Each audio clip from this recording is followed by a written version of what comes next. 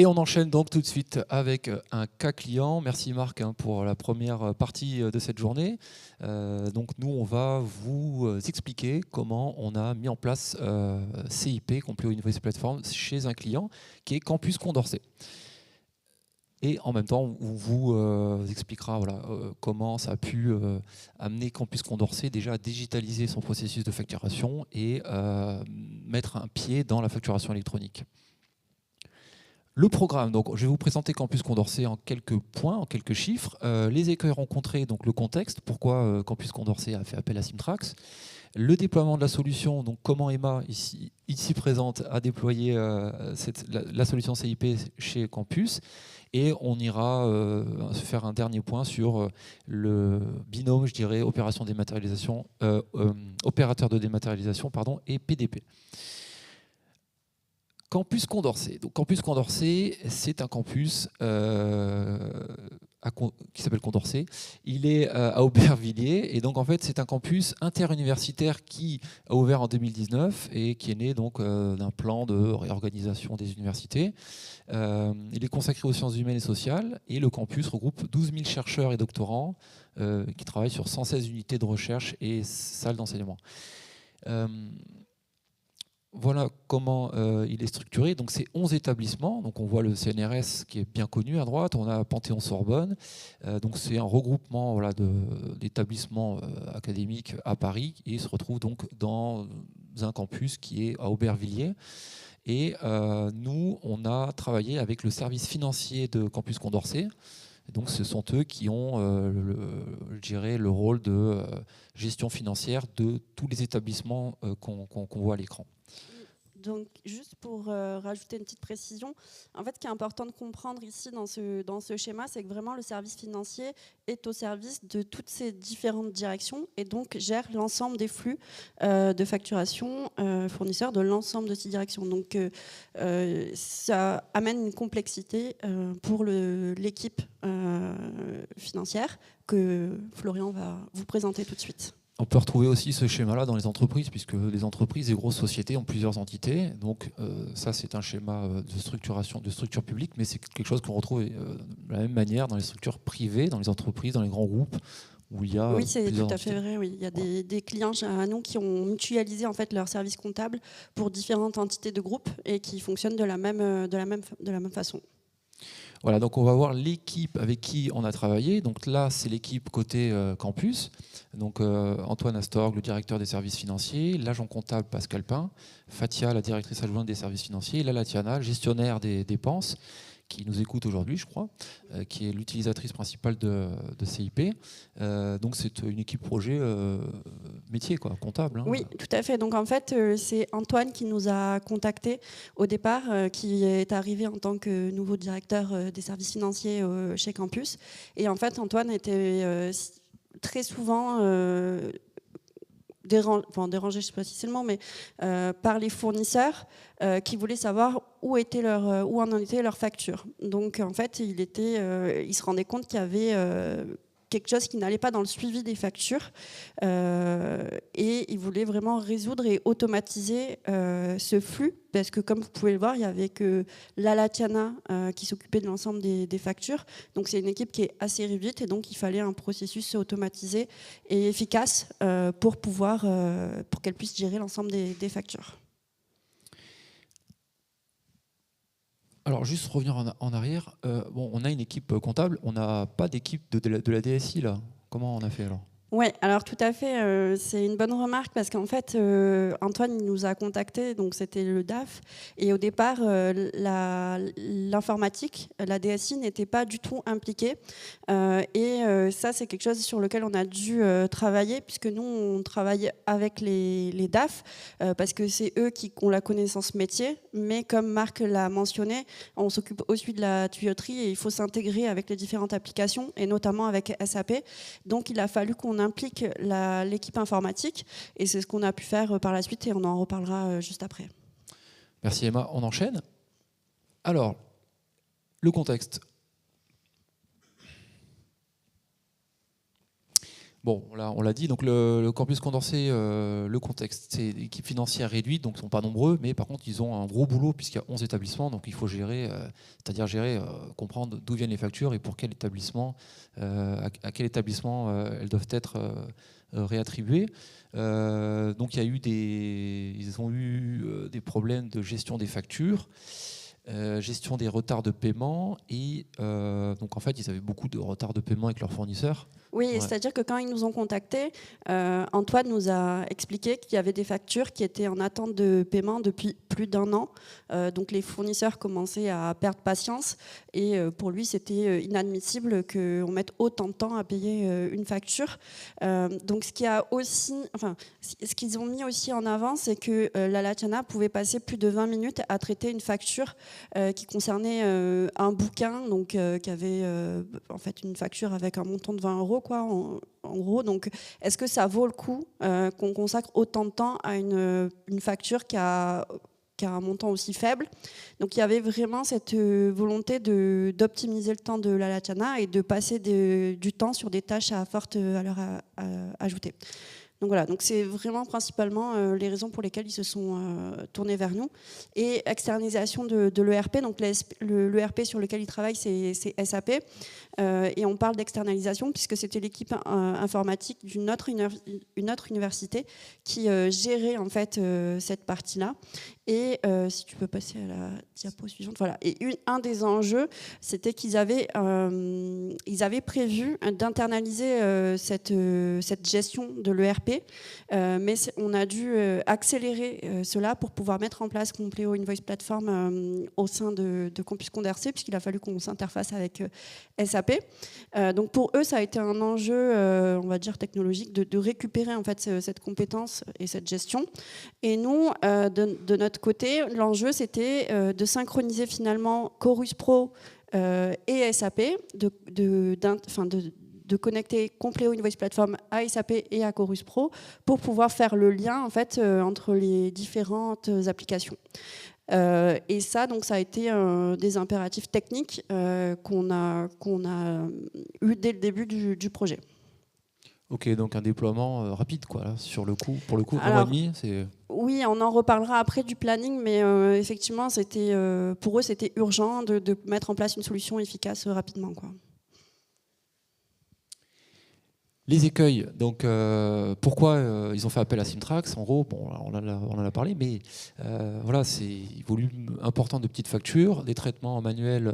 Voilà. Oui, alors effectivement, la Latyana, ce qu'elle faisait, c'était qu'elle se connectait à la plateforme Chorus Pro, elle téléchargeait les factures à la main, elle les enregistrait dans le banc de dossier, elle les renommait, après elle allait dans SAP, elle vérifiait que le service était fait, tout était manuel et non automatisé, donc elle perdait beaucoup de temps avec beaucoup de clics, beaucoup de connexions, et donc vraiment elle perdait, enfin c'était pas du tout automatisé, elle faisait vraiment tout à la main, et c'était du coup long et fastidieux, et surtout on ne savait pas où étaient les factures, on n'avait pas de tableau qui nous permettait de savoir telle facture à tel stade, on est en train de demander à ce que le service soit créé, le service fait soit créé, etc. Donc on n'avait pas de suivi efficace, et du coup Antoine passait beaucoup de temps aussi toutes les semaines, en fin de semaine, il faisait des exports côté Chorus Pro, des exports côté SAP, comparer à la main les deux fichiers Excel, donc vraiment il y avait ce problème de suivi efficace. Et on en a parlé, mais ils avaient du coup des délais de paiement qui étaient trop longs. Et donc trop long même. Ouais, trop long. Ouais. Et même, je pense qu'il s'est fait convoquer par le conciliateur fiscal, oui. Parce qu'en fait c'est une institution publique, donc il faut quand même payer dans les temps. Et donc il a été quand même relativement embêté. Oui. Donc c'est quand même, voilà, c'est pas rien de pouvoir l'aider sur une solution, là déjà pour lui enlever ce stress et ces problématiques gérées d'ordre réglementaire, quoi. Oui, exactement. Manque de suivi, délai de paiement rallongé. Donc ça, c'était les problèmes qu'on a réglés grâce à CIP. Alors, recevoir les factures de vos fournisseurs. Donc ça, c'est un schéma. Emma, tu peux nous le commenter. Donc, on est donc sur un projet de réception de factures. Donc, ce sont des factures fournisseurs, juste pour recontextualiser. Et la solution est au milieu. Et comme on l'a vu tout à l'heure avec Marc Daman, ici, on a vraiment les différents canaux de réception. Emma, et à droite, on a l'ERP de l'entreprise. Alors, on en reviendra, mais on ne travaille pas que avec SAP. Hein. Oui, on peut travailler avec n'importe quel ERP du marché. On peut s'intégrer de plein de façons différentes. Donc là, en l'occurrence, la Latiana, du coup, elle travaille sur Compleo Invoice Platform au quotidien, puisque l'application est synchronisée du coup avec Chorus Pro. Donc, alors excuse-moi, je te passe devant. Hop. Donc, les fournisseurs déposent leurs factures sur Chorus Pro et automatiquement, elles sont déversées dans Compleo Invoice Platform. Et on le verra juste après. Compleo Invoice Platform permet de mettre en place 4 étapes, enfin un processus composé de 4 étapes avant que finalement la facture soit intégrée dans SAP et que l'écriture comptable soit faite. Donc voilà, ça c'est vraiment le schéma global de la solution qu'on a mis en place pour eux et qui était dédié à leurs besoins. Nickel. Et quand septembre 2026 va arriver, donc on sera dans la réforme PDP, qu'est-ce que ça va changer pour eux ? Alors, disons que eux, comme c'est une entité publique, ils recevront a priori, bon ça, Marc a dit que c'était pas encore tout à fait clair, mais a priori, ils continueraient à recevoir les factures sur Chorus Pro. Par contre, si c'était une entité privée, à ce moment-là, tout simplement, on vient rajouter le connecteur PDP ici, que Marc vous a montré dans le screenshot de hier soir, le petit connecteur qu'on vient tout juste de rajouter. Et donc, il y aura un connecteur complémentaire. Et en fait, au lieu de passer par Chorus Pro, ça passerait par la PDP. Et si c'est un fournisseur qui se situe en dehors de la France, on a un connecteur mail qui permet de réceptionner aussi les factures via ce connecteur-là. Et avec tout un système d'ossérisation et d'intelligence artificielle, on est capable de récupérer les données sur ça aussi. Donc, merci. Voilà. En quelque sorte, rien ne changera pour eux. Non. En gros, si l'application Compleo Invoice Platform est aujourd'hui installée chez vous, pour les métiers, ça ne change rien le jour où le connecteur PDP est mis en place, puisque le processus restera exactement quasiment le même. Voilà. Donc on en reparlera tout à l'heure. C'est un peu la différence qu'on a vue tout à l'heure entre la partie réglementaire PDP et l'OD. C'est-à-dire que la PDP, oui, c'est quelque chose de réglementaire. On est obligé de le faire, mais nous, on apporte de la valeur sur la gestion des factures pour les métiers. Et on peut le faire tout de suite parce que ça peut faire du bien au métier. Et ensuite, quand le flux PDP viendra remplacer le flux email, ça ne changera rien pour nos futurs clients, puisqu'ils auront déjà compris le mécanisme de CIP. Après, c'est uniquement un changement de canal, quoi. Exactement. OK, pour ce petit schéma, donc on a tout dit. On enchaîne. Voilà, donc les fameuses 4 étapes. Donc finalement, on a la réception. Donc ça, on en a parlé selon les différents canaux. Après, on aura tout ce qui est contrôle. Donc par contrôle, on va entendre tout ce qui est rapprochement documentaire, donc entre la facture, le bon de commande s'il y en a un, et le service fait pour Campus Condorcet ou la réception pour les autres entreprises. Donc ça va être vraiment la partie contrôle, permettre au comptable d'avoir toutes les informations dans la même interface pour faire ce contrôle rapidement, qui n'est pas à ouvrir plusieurs logiciels différents et qui puisse vraiment prendre des décisions éclairées en fonction des données qui sont affichées dans l'interface. Après, il va y avoir toute la partie validation. Alors par validation, on peut aussi parler de collaboration avec les autres équipes. Je sais que dans le cas de la Latiana et de Campus Condorcet, ça a vraiment mis en valeur leur service, puisque grâce à ce système de validation et de demande auprès des autres entreprises, c'était beaucoup plus clair. Les responsables se connectaient à l'application pour voir l'ensemble des demandes qui leur étaient faites sur les factures qui les concernaient. Et donc, du coup, ça a vraiment clarifié le suivi des factures, des bons à payer à faire pour la Latiana, mais aussi pour les différentes directions. Donc, il y a vraiment toute la partie validation. Et après, bien sûr, il va y avoir la partie intégration qui est importante. Il faut qu'on soit intégré avec vos référentiels. Pourquoi ? Parce qu'on a besoin de faire remonter des données importantes pour le contrôle et pour les comptables. Alors, merci Emma. Moi, je veux juste revenir sur le point 3. Effectivement, c'est un workflow. On peut faire 2 types de workflow. Donc, un workflow personnalisé, et il y a aussi des templates dans la solution. de workflow. Ce que je voulais vous dire, c'est que sur un établissement de campus avec 11 structures, je dirais, c'est compliqué voilà, pour la Latiana de faire des mails de relance à ses collègues, etc. C'était vraiment du stress. Et en fait, Compleo vient donner vraiment de la fluidité et surtout vient un petit peu la couvrir, entre guillemets, des retards et des demandes qu'elle fait qui ne sont pas abouties. Donc en fait, c'est vraiment une solution qui crée aussi du lien dans les entreprises et qui fluidifie vraiment les échanges. Donc on l'a vu tout à l'heure avec Marc.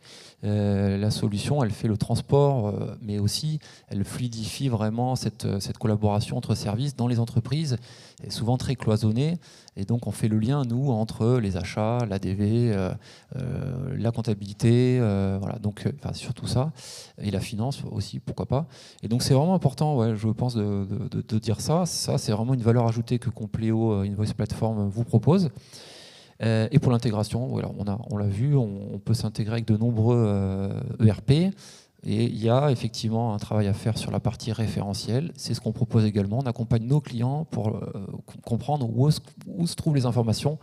Et ça, on peut vous accompagner là-dessus, puisque tout le monde n'a pas forcément toutes les infos au même endroit. Donc là-dessus, on a vraiment une expertise, on peut vraiment vous aider. Alors, on fait un petit zoom sur les étapes. Première étape, donc on l'a vu, hein, réception des factures. Tu peux commenter peut-être les... Alors, juste ce qu'on peut dire, c'est qu'ici, vous avez 2 connecteurs, donc mail entrant et dépôt manuel, qui vont plutôt être dédiés pour les factures de type PDF, comme on le faisait jusqu'à aujourd'hui, et qui, à l'avenir, concerneront surtout les factures qui proviennent de fournisseurs qui se situent à l'étranger et qui seront non soumis à la réglementation, et qui vont continuer à vous envoyer des factures au format PDF. Il faudra mettre en place du e-reporting pour ces factures-là. Donc, pour ces factures-là, il y aura cette étape de réception dans le connecteur mail. Donc on voit ici les différents mails qu'on a reçus. On voit qu'on est en capacité de mettre différents statuts pour savoir où est-ce qu'on en est dans la réception des mails. Est-ce que ça a été traité, rejeté, etc.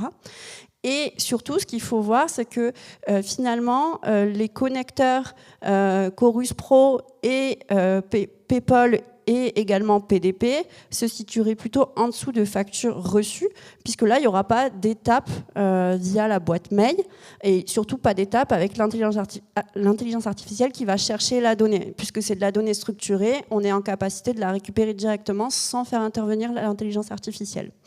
Donc du coup, les connecteurs seront plutôt situés ici, mais vous l'avez vu dans le screenshot que vous a montré Marc. Voilà, donc pas grand-chose à dire de plus sur la réception, si ce n'est de dire qu'on est multicanal et qu'on peut traiter tout type de facture, quel que soit le format. C'est ça. Donc ensuite, on va passer au contrôle.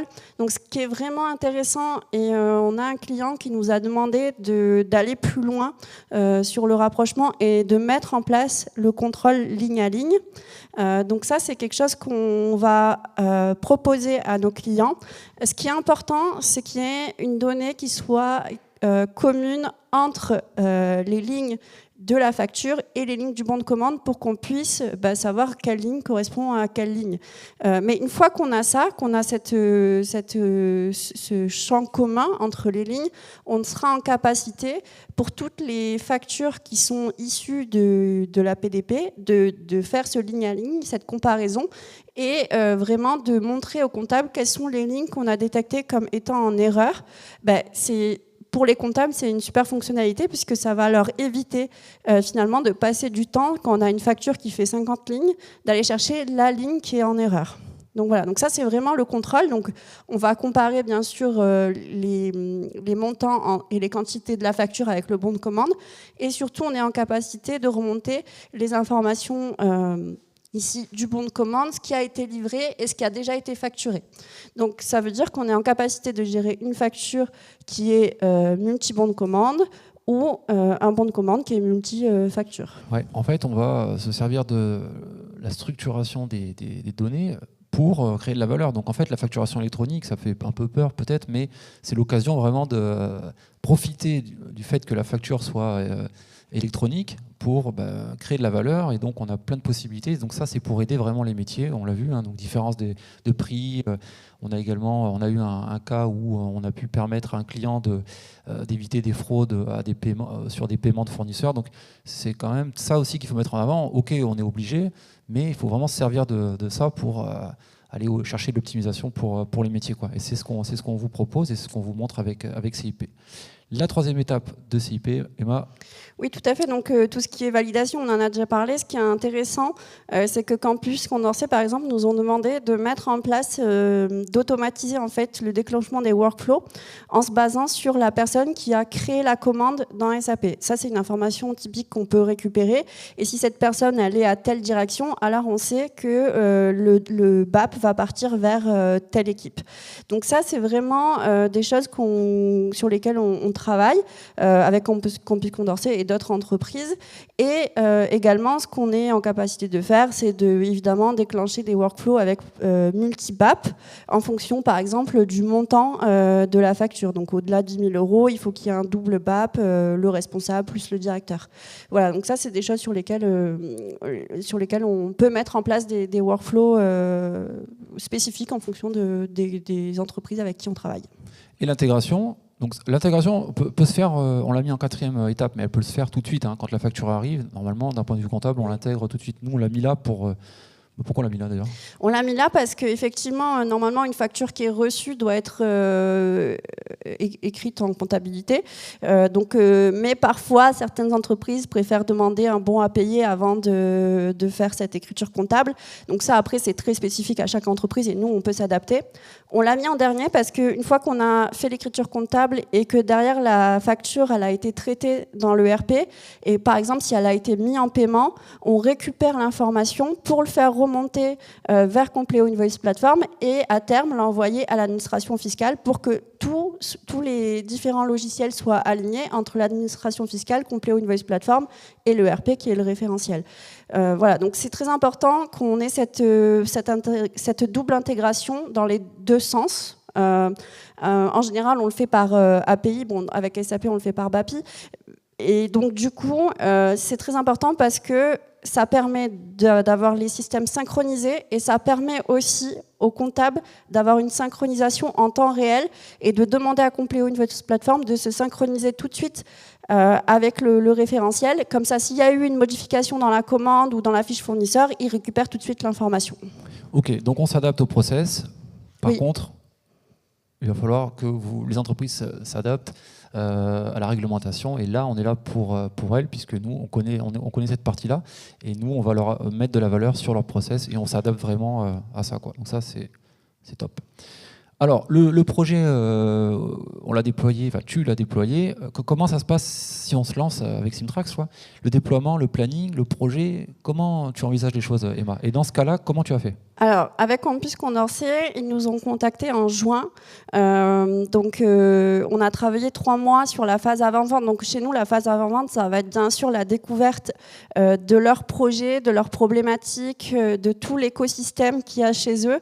Pour nous, c'est une phase qui est très importante parce qu'elle nous permet d'apprendre à les connaître et de cerner le projet et de le délimiter également, de voir les contraintes techniques de leur côté, de notre côté, etc.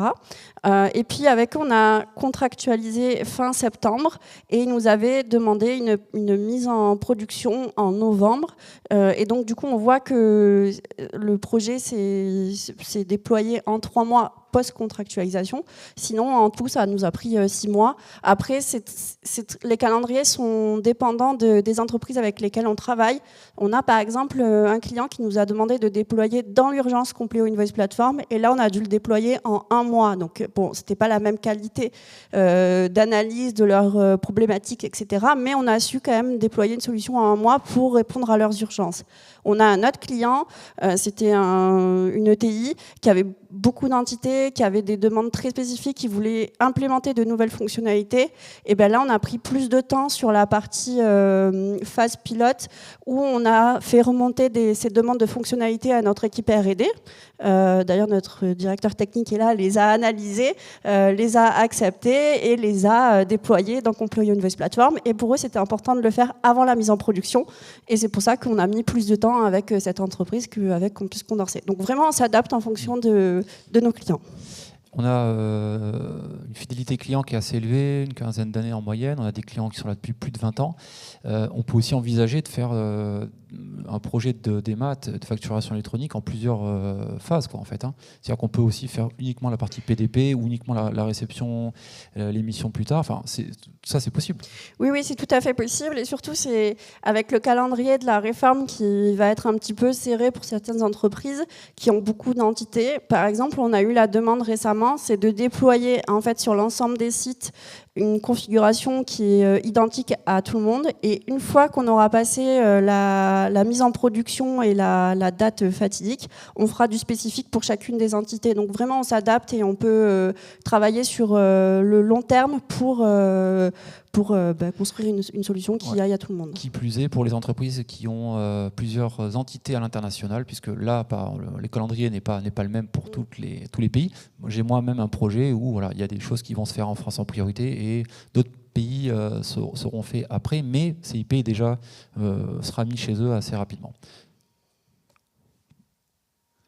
Alors, le schéma, on l'a déjà vu, on ne va pas passer trop de temps dessus, mais on peut le commenter peut-être par rapport à ce qu'on a vu de Campus Condorcet. Oui, alors non, ce qu'il faut savoir, c'est que pour Campus Condorcet, c'était un besoin assez spécifique, c'est-à-dire on va de Chorus. On a mis en place aussi le connecteur mail parce qu'il y a quand même des fournisseurs qui continuent à leur envoyer les factures email et ils voulaient pouvoir les traiter, même si normalement ils ont l'obligation de passer par Chorus Pro. Mais c'est en fait un petit périmètre par rapport à tout ce que Compleo Invoice Platform peut faire, puisque Compleo Invoice Platform se situe en amont et en aval des systèmes d'information et on est en capacité de gérer le flux fournisseur et le flux client selon plusieurs canaux d'émission ou de réception. Voilà. Ok, j'enchaîne. OD PDP, le duo gagnant. OD PDP, le duo gagnant. Oui. Donc, on va passer rapidement parce que Marc en a déjà parlé un petit peu ce matin. Ce qui est important, vraiment, ce qu'on tient à souligner, c'est qu'effectivement, la PDP, vous n'avez pas le choix, vous êtes obligé de sélectionner une PDP.